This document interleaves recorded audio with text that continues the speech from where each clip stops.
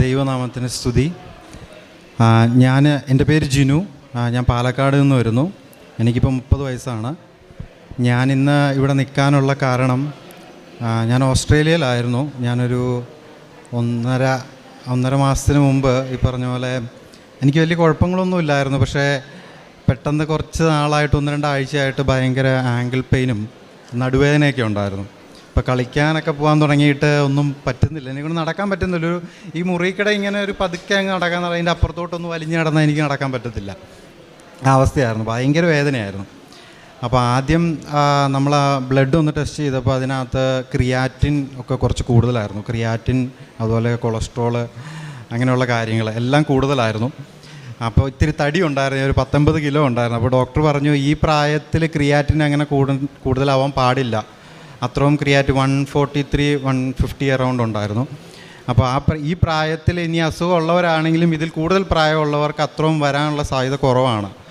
അപ്പോൾ യൂഷ്വലി അത് ഈ പറഞ്ഞ പോലെ നമ്മുടെ കിഡ്നിയും ബാക്കിയുള്ള ഭാഗങ്ങളെല്ലാം, ലിവറിനെ എല്ലാം അഫക്റ്റ് ചെയ്യുമെന്നാണ് അന്ന് എനിക്ക് ഡോക്ടർ തന്ന സജഷൻ. അപ്പോൾ എന്നോട് നോർമൽ റിസ്വാസ്റ്റാറ്റിൻ എന്ന് പറയുന്ന ടാബ്ലറ്റ്സ് തന്ന് കുറച്ച് 1-2 വീക്ക് നോക്കാൻ പറഞ്ഞു.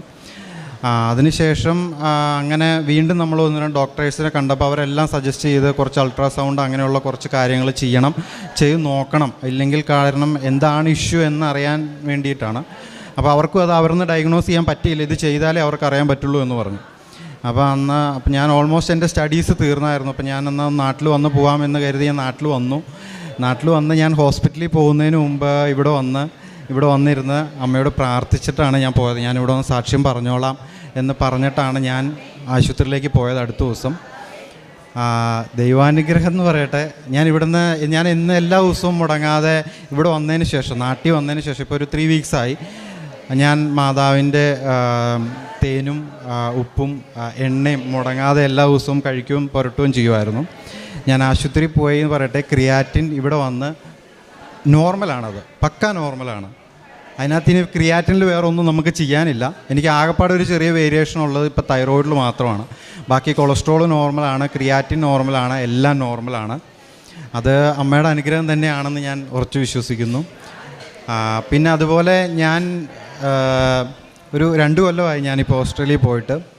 അപ്പോൾ അതിന് മുമ്പ് വരെ ഞാൻ ഈ പറഞ്ഞ പോലെ അങ്ങനെ ഒത്തിരി പള്ളിയിൽ പോകുമായിരുന്നു, അങ്ങനെ ഒത്തിരി ഇങ്ങനെ കൊന്ത ചൊല്ലുന്നു അങ്ങനെയുള്ള സ്വഭാവമൊന്നുമില്ല. ഞായറാഴ്ചകളിൽ പള്ളിയിൽ പോവും, ആ ഒരു ക്യാരക്ടറായിരുന്നു.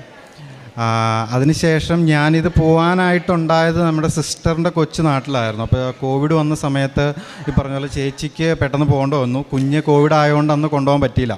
അപ്പോൾ അവൾക്ക് അന്ന് 2 വയസ്സേ ഉണ്ടായിരുന്നുള്ളൂ.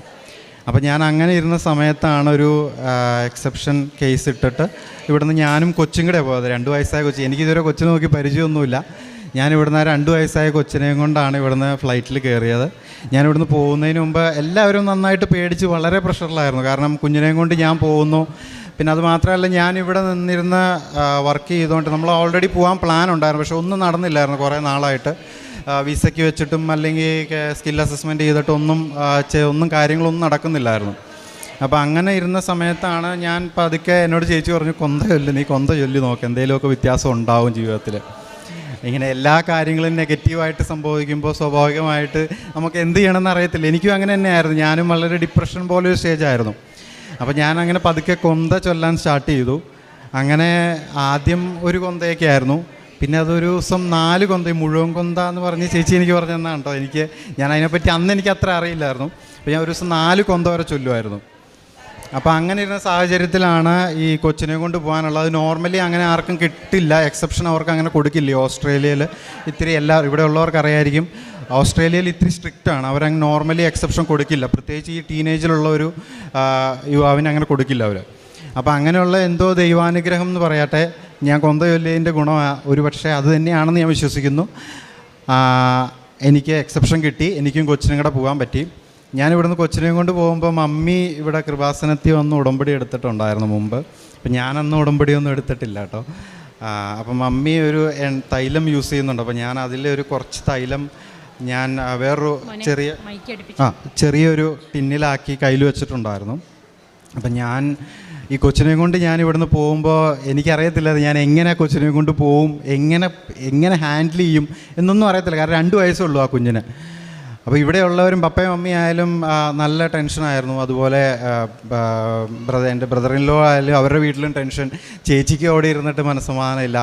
പക്ഷേ ഞാൻ പറയാം, ഞാൻ എന്നും രാവിലെ അവളുടെ കാര്യങ്ങൾ കഴിഞ്ഞ് രാവിലെ അവളെ കുളിപ്പിച്ചിട്ട് ആ തൈലം പുരട്ടുമായിരുന്നു.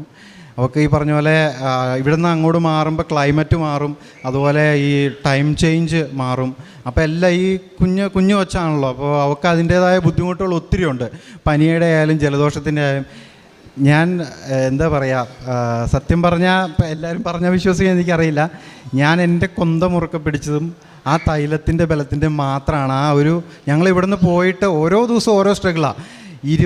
ഓൾമോസ്റ്റ് 20 ദിവസം ഞങ്ങൾ ആദ്യം ഡൽഹിയിൽ ക്വാറൻറ്റൈൻ ഇരുന്നു. അത് കഴിഞ്ഞ് ഡാർവിനിൽ ചെന്ന് ക്വാറൻറ്റൈൻ ഇരുന്നു. അത് കഴിഞ്ഞ് ഡാർവിനിൽ നിന്ന് ഇറങ്ങി അടുത്ത ദിവസം ആ ക്വാറൻറ്റൈൻ സെൻറ്ററിൽ നിന്ന് ഇറങ്ങി ബാക്കി എല്ലാവർക്കും ഒന്ന് വീട്ടിൽ പോകാൻ പറ്റി. എനിക്കും കൊച്ചിനും മാത്രം ഒന്ന് പോകാൻ പറ്റിയില്ല. അന്നും ഞാൻ എൻ്റെ കൊന്തയുടെ ബലത്തിലാണ് ഞാൻ അന്നോട് ഉറച്ചത്. കാരണം എൻ്റെ കയ്യിൽ ഒന്നുമില്ല. ഞാൻ ആദ്യമായിട്ട് ഓസ്ട്രേലിയയിൽ ചെല്ലുന്നത്, ഞാൻ ഈ നാട് വിട്ടെങ്കിലും പോയിട്ടില്ല. ഞാൻ ആദ്യമായിട്ട് ഓസ്ട്രേലിയയിൽ ചെന്നത്, ഞാൻ പോകുമ്പോൾ എന്നും ഇപ്പോഴായാലും കേട്ടോ എൻ്റെ ഈ കൊന്തയും മാതാവിൻ്റെ കാശ് രൂപം ഉണ്ട് എൻ്റെ പോക്കറ്റിൽ ഞാൻ എപ്പോഴും ഇടാറുണ്ട്. അത് രണ്ടും എൻ്റെ കയ്യിലുണ്ടായിരുന്നുള്ളൂ, ആ കൊച്ചു. ദൈവാനുഗ്രഹം എന്ന് പറയട്ടെ, അന്നും എനിക്ക് യാതൊരു ടെൻഷനും തോന്നിയില്ല കേട്ടോ. ഈ ഒരു ഒറ്റ ബലത്തിലാണ് ഞാൻ നിന്നത്, ഒരു ടെൻഷനും തോന്നിയില്ല. അന്ന് ആ ഫ്ലൈറ്റിൽ ബാക്കി ആ ക്വാറൻറ്റൈൻ സെൻറ്ററിൽ നിന്ന് ഇറങ്ങിയ ഒത്തിരി ആൾക്കാരുണ്ടായിരുന്നു. അവരെല്ലാം ഒന്ന് വീട്ടിൽ പോയി, ഞാനും കൊച്ചും മാത്രം അവിടെ. ഞാൻ ആ എയർപോർട്ടിൽ അവരോട് പറഞ്ഞു, ഞാൻ ആദ്യമായിട്ട് ഇവിടെ വരുന്നതാണ്, 2 വയസ്സായ കൊച്ചാണ്, എനിക്ക് എന്നാ ചെയ്യേണ്ടതെന്ന് അറിയത്തില്ല, നിങ്ങൾ എന്തെങ്കിലും ചെയ്തേ പറ്റത്തുള്ളൂ എന്ന് പറഞ്ഞു. അവർ പറഞ്ഞു, വി കാൺ ഡു എനിത്തിങ്, ഒന്നും ചെയ്യാൻ പറ്റത്തില്ല, നിങ്ങൾ പുറത്തിറങ്ങി എന്നോളൂ, എന്താ വേണ്ടതെന്ന് വെച്ചാൽ ചെയ്യാം, നിങ്ങൾക്ക് എന്താണെന്ന് വെച്ചാൽ ചെയ്യാം എന്ന് പറഞ്ഞു. എൻ്റെ കയ്യിൽ ഒരു ഡോളറും ഇല്ല, ഒന്നുമില്ല. അങ്ങനെ നിന്നിട്ട് ഞങ്ങൾ വീണ്ടും 3 ദിവസം അവിടെ ക്വാറൻറ്റൈൻ ഇരിക്കണം എന്നാണ് അവർ പറഞ്ഞത്. അപ്പോൾ അന്ന് ഈ ബോർഡർ ക്ലോസ് ചെയ്ത, അതായത് ഞങ്ങൾക്ക് പോകേണ്ട സ്റ്റേറ്റിൻ്റെ ബോർഡർ ക്ലോസ് ചെയ്താണ് ഉണ്ടായത് ഇഷ്യൂ. ദൈവാനുഗ്രഹം എന്ന് പറയട്ടെ, സിസ്റ്ററും ബ്രദർ ഇൻ ലോയും അവിടെ മെഡിക്കൽ പ്രൊഫഷണൽസാണ്. അവർക്ക് അനുഗ്രഹം കൊണ്ട് ഇങ്ങോട്ട് ഞങ്ങൾ നിൽക്കുന്നിടത്തോട്ട് വരാൻ പറ്റി. അതുകൊണ്ട് തന്നെ അവരിങ്ങോട്ട് വന്നു.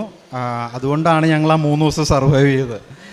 അത് ഞാൻ പറയാം, എൻ്റെ കൊന്തയുടെ ബലത്തിൻ്റെ മാത്രം തന്നെയാണ് ഞാൻ പറയും. കാരണം അല്ലാതെ വേറെ ഓപ്ഷൻ ഇല്ല എനിക്കവിടെ. അതുപോലെ തന്നെയാണ് ഞാൻ അതിനുശേഷം ഇങ്ങോട്ട് ഈ 2 കൊല്ലം വരെ ഞാൻ നിന്നതും എല്ലാം ഈ കൊന്തയുടെ ബലത്തിലാണ്. ഈ അമ്മയുടെയും ഞാൻ അമ്മയായിട്ട് ഞാൻ ഇങ്ങനെ ഇരുന്ന് കരഞ്ഞ് പ്രാർത്ഥിക്കുന്ന അങ്ങനെ ഒരു വ്യക്തിയല്ല. പക്ഷേ ഞാൻ അമ്മയായിട്ട് കമ്മ്യൂണിക്കേറ്റ് ചെയ്യുന്നത് ഞാൻ സാധാരണ, അമ്മ ഇതാണ് എൻ്റെ പ്രശ്നം, ഇങ്ങനെ പ്രശ്നങ്ങളുണ്ട്, നാളെ എനിക്ക് നാളെ പ്രോജക്റ്റാണ്, എനിക്ക് നാളെ വർക്കുണ്ട്, ഞാൻ ഇത്രേ പറയാറുള്ളൂ. പക്ഷേ ആദ്യമൊക്കെ ഞാൻ പ്രാർത്ഥിക്കുമ്പോൾ എനിക്ക് ഇന്ന കാര്യം ചെയ്യണം, എനിക്ക് ഇന്നത് ചെയ്തു തരണം, അല്ലെങ്കിൽ എൻ്റെ ഇന്നതാണ് പ്രശ്നം എന്നും പറഞ്ഞായിരുന്നു. പക്ഷേ അങ്ങനെ ചെയ്തിട്ട് പ്രത്യേകിച്ച് വ്യത്യാസങ്ങളൊന്നും ജീവിതത്തിൽ ഉണ്ടാവാതായപ്പോൾ ഞാൻ തന്നെ ദൈവത്തോട് കമ്മ്യൂണിക്കേറ്റ് ചെയ്തൊരു വഴിയാണ്, അമ്മ ഞാൻ അറിഞ്ഞോ അറിയാതെ ചെയ്തിട്ടുണ്ടെങ്കിൽ എന്നോട് ക്ഷമിക്കണം. അമ്മയ്ക്കറിയാം എൻ്റെ കാര്യങ്ങൾ, ഞാൻ എന്ത് ചെയ്യാൻ പോകുന്നു എന്നുള്ള കാര്യം ദൈവത്തിനറിയാം.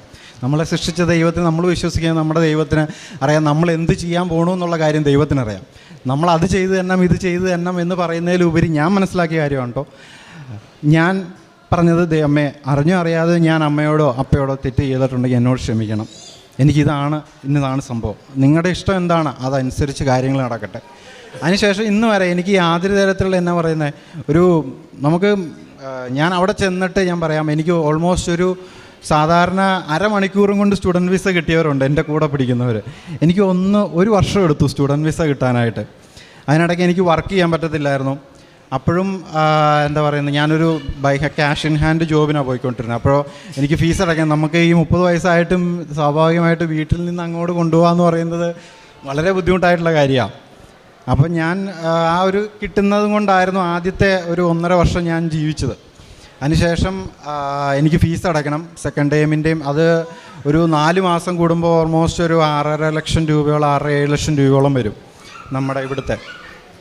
ഞാൻ ഇവിടെ ആദ്യം ഓൺലൈനിലാണ് ഞാൻ ഉടമ്പടി എടുത്തത്. ഞാൻ ആദ്യം ഇവിടുന്ന് പോകുമ്പോൾ ഞാൻ പറഞ്ഞല്ലോ, ഈ തൈലവും കൊന്തയും മാത്രം എൻ്റെ കയ്യിലുണ്ടായിരുന്നു. അതിനുശേഷം ഞാൻ ഓൺലൈനിൽ ഉടമ്പടി എടുത്തു. ഓൺലൈനിൽ ഉടമ്പടി എടുത്തിട്ട് അത് കണ്ടിന്യൂ ചെയ്യുന്നുണ്ടായിരുന്നു. അതിനുശേഷം രണ്ടാമത് ഞാൻ ഒന്നും കൂടെ എടുത്തു. അതിന് ശേഷമാണ് ഈ പറഞ്ഞ പോലെ എനിക്ക് ഈ 1 വർഷത്തിന് ശേഷം എനിക്ക് വിസ അപ്രൂവ് ചെയ്ത് കിട്ടി. അതുമാത്രമല്ല, സാധാരണ എൻ്റെ കൂടെ അവിടെ ഉണ്ടായിരുന്ന ഒത്തിരി പേരെയൊന്നും എനിക്കറിയില്ല, പക്ഷേ എൻ്റെ ആ ലൊക്കാലിറ്റിയിലുണ്ടായിരുന്ന എൻ്റെ സീനിയേഴ്സായിട്ടുള്ളവർക്കും ഒക്കെ ഈ പറഞ്ഞ പോലെ എല്ലാവരും പറയുന്ന ഈ പറഞ്ഞ പോലെ ഫീസൊന്നും അടയ്ക്കലൊന്നും നടക്കത്തില്ല, നമ്മൾ എത്ര വർക്ക് ചെയ്ത് എത്ര ഇത് ചെയ്താലും. പക്ഷേ ദൈവാനുഗ്രഹം എന്ന് പറയട്ടെ, ഉടമ്പടിയുടെ ബലം, എൻ്റെ അമ്മയുടെ ബലം, ഞാൻ പറയാം. എനിക്കത് കഴിഞ്ഞ് ഒരു വർഷത്തിന് ശേഷം എനിക്ക് കിട്ടിയത് ഓൾമോസ്റ്റ് അവരെക്കാളും ഒക്കെ ഡബിൾ പേയ്മെൻ്റ് ഉള്ള ഒരു ജോബായിരുന്നു, പാർട്ട് ടൈം ജോബ് കിട്ടിയത്. അതെനിക്ക് ഫുൾ ടൈം വർക്ക് ചെയ്യാനുള്ള റൈറ്റ്സ് ഉണ്ടായിരുന്നു. അങ്ങനെ ഞാൻ കഴിഞ്ഞ 2 ടേമിൻ്റെ മൊത്തം 4 കഴിഞ്ഞ 2 ടേമിൻ്റെയും ഫീസ് ഞാൻ തന്നെയാണ് അടച്ചത്. അങ്ങനെ ഒരു അനുഗ്രഹം ദൈവം എനിക്ക് തന്നു. ഇനി ആദ്യത്തെ ടേമിൻ്റെ മാത്രമേ കുറച്ച് പെൻഡിങ് ഉള്ളൂ. പിന്നെ അതുപോലെ തന്നെ ഞാൻ അവിടെ ഓരോ ദിവസം എന്ന് പറയുമ്പോൾ നമുക്കിവിടെയൊക്കെ ഉണ്ടാകുന്ന സാഹചര്യം ഇപ്പോൾ ഒന്ന് കഴിയുമ്പോൾ അടുത്ത പ്രശ്നം എന്നുള്ള രീതിക്കായിരുന്നു. അപ്പോൾ ഞാൻ നമ്മൾ ഒന്നാമത് ഈ ജോലിയൊന്നും ഇല്ലാതെ കഷ്ടപ്പെട്ടാണ് അവിടെ പിടിച്ചിരിക്കുന്നത്. അപ്പോൾ അതിനിടയ്ക്ക് ഒരു ദിവസം വീട്ടിൽ കള്ളം കയറിയിട്ട് ആകപ്പാടെ എൻ്റെ കയ്യിൽ മിച്ചമായിട്ട് അവർ വെച്ചിട്ട് പോയെന്നല്ല, എൻ്റെ ഞാൻ പുറത്ത് പോയതായിരുന്നു, വണ്ടിയുടെ താക്കോലും എൻ്റെ ഒരു പഴയ ഫോണുണ്ടായിരുന്നു, അത് മാത്രമാണ് എൻ്റെ കയ്യിൽ മിച്ചം ഉണ്ടായിരുന്നത്. ബാക്കി ആ വീട്ടിലുണ്ടായിരുന്ന എൻ്റെ വാല്യുബിളായിട്ടുള്ളതും ആ വീട്ടിലുള്ള വാല്യുബിളായിട്ടുള്ള എല്ലാ സാധനവും അവർ തൂത്തുവാരി കൊണ്ടുപോയി, ചാക്കിലിട്ടാണ് അവർ കൊണ്ടുപോയതെന്നാണ് പലരും പറഞ്ഞത്. നമുക്കൊരു നിവർത്തി, എൻ്റെ ലാപ്ടോപ്പ്, എൻ്റെ പ്രോജക്റ്റ് നടക്കുന്നു, ഞാൻ 3rd സെം പഠിക്കുകയായിരുന്നു, എൻ്റെ പ്രോജക്റ്റ് നടക്കുന്നു, അതെനിക്ക് സബ്മിറ്റ് ചെയ്യണം, എൻ്റെ ബാക്കിയുള്ള അസൈൻമെൻറ്റ്സ് സബ്മിറ്റ് ചെയ്യണം, ഇതെല്ലാം നടക്കുന്നു. ഞാൻ എന്ത് ചെയ്യണമെന്ന് സത്യം പറഞ്ഞാൽ എനിക്കറിയത്തില്ലായിരുന്നു. ഞാൻ അപ്പോഴും എനിക്കൊരു ടെൻഷൻ തോന്നിയില്ല കേട്ടോ. ഞാൻ അപ്പോഴും ഉടമ്പടിയിലായിരുന്നു, ഞാൻ പ്രാർത്ഥിക്കുന്നുണ്ട്, ഞാൻ എന്നും മുടങ്ങാതെ കൊന്ത ചൊല്ലുന്നുണ്ടായിരുന്നു. അന്ന് ഞാനിരുന്ന് കൊന്ത ചൊല്ലി ആ റൂമിലെല്ലാം വലിച്ചു വാരിയിട്ട് എല്ലാം നശിപ്പിച്ചേക്കുമായിരുന്നു. ഒരു ഡോറെല്ലാം ഫുള്ള് ഇടിച്ച് പൊളിച്ചാണ് അവർ ഉള്ളിൽ കയറിയത്. അപ്പം ഞാൻ അവിടെ ഇരുന്ന് അന്ന് ഞാൻ കൊന്ത ചൊല്ലി. എന്നിട്ട് എന്താ ഉണ്ടായെന്ന് വെച്ച് കഴിഞ്ഞാൽ, നമ്മുടെ കോളേജിൽ നിന്നൊരു ഈ പറഞ്ഞ പോലെ ഇതുപോലെ എന്തെങ്കിലും ഇഷ്യൂസ് ഉണ്ടായിക്കഴിഞ്ഞാൽ ഒരു ഗ്രാൻഡ് അലൗഡ് ചെയ്യുന്നുണ്ടായിരുന്നു. അപ്പോൾ ഞാനത് അറിഞ്ഞത് 1 വീക്ക് ശേഷമൊക്കെയാണ്.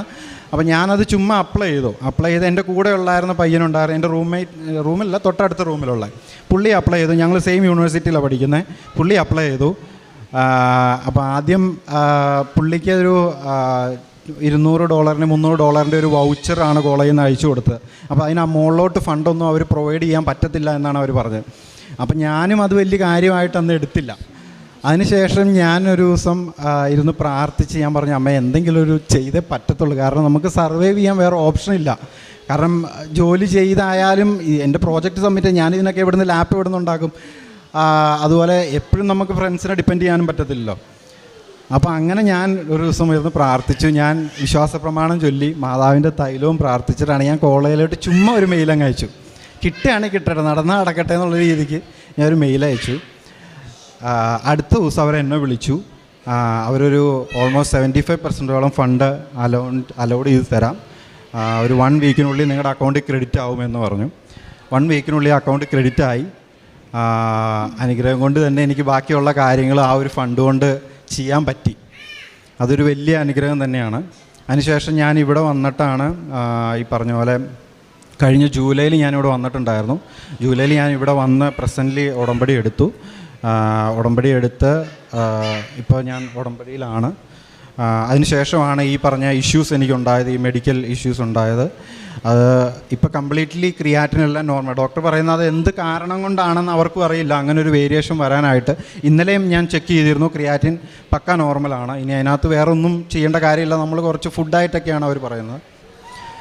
പക്ഷേ അത് ഞാൻ പറയുകയാണെങ്കിൽ ഞാൻ ചൊല്ലിയ കൊന്തയുടെ ബലവും അമ്മയുടെയും എൻ്റെ ആ തൈലത്തിൻ്റെയും ഉപ്പിൻ്റെയും അതിൻ്റെയൊക്കെ തന്നെ ബലമാണെന്നാണ് ഞാൻ ഉറച്ചു വിശ്വസിക്കുന്നത്.